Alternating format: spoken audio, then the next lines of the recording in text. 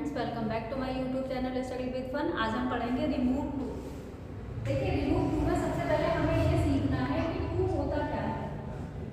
देखिए, जब भी कोई चीज़ किसी जिसकी क्वांटिटी बहुत ज़्यादा होती है वो होता है हमारा टू। उसके पहले हम टू लगाते हैं। जैसे बीक ले लीजिए, बीक यानी कमज़ोर है।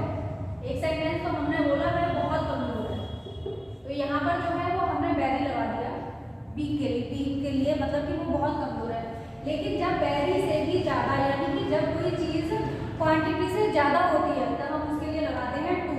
एग्जाम्पल देख लीजिए, he is too weak to walk.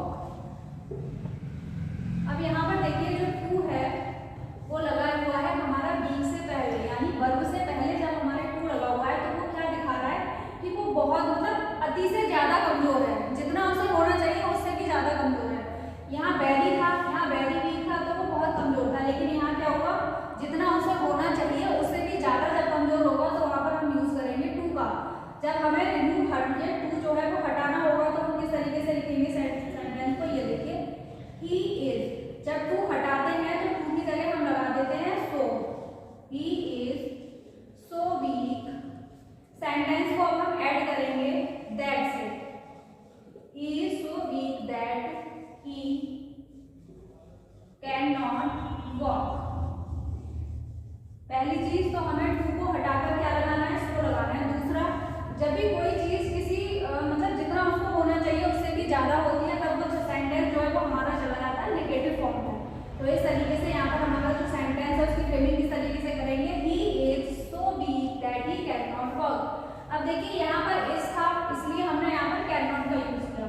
अगर यहाँ वॉज होता तब देखिए सेंटेंस को किस तरीके से बनाते हैं, he was too weak to walk. वह इतना वीक था कि वह चल नहीं सकता था।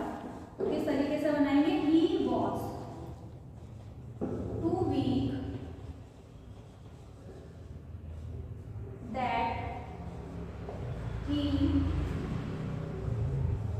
couldn't walk। अब एक और एग्जांपल देख लेते हैं।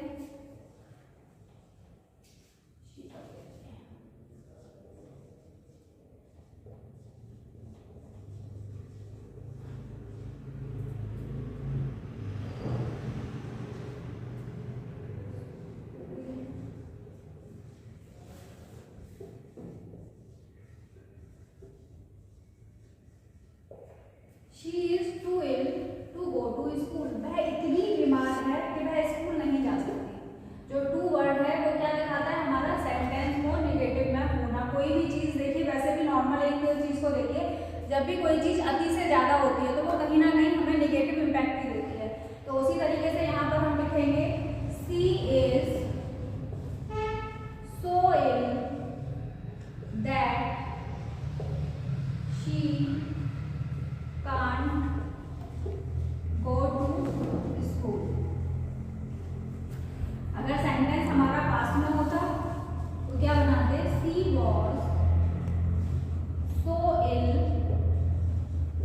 That she couldn't go to school।